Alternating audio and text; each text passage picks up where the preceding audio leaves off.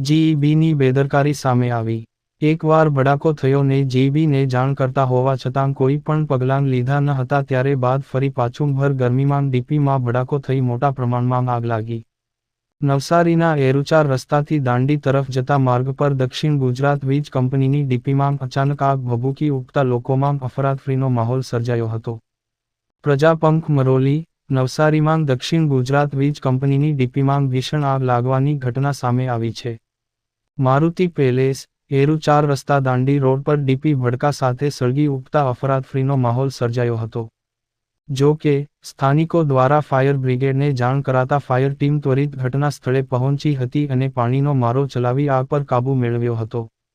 સ્થાનિકોનો આરોપ છે કે થોડા સમય પહેલા ભડકો થતાં દક્ષિણ ગુજરાત વીજ કંપનીની કચેરીમાં જાણ કરાઈ હોવા છતાં અધિકારીઓ દ્વારા કોઈ કામગીરી કરાઈ નહોતી. નવસારીમાં આવેલા દાંડી રોડ પરના એરુચાર રસ્તા પાસે મારુતિ પેલેસ નજીક મુખ્ય માર્ગ પર દક્ષિણ ગુજરાત વીજ કંપનીની ડીપી આવેલી છે. તે આ ડીપીમાં અચાનક આગનો વિસ્ફોટ જેવો ભડાકો થયો હતો.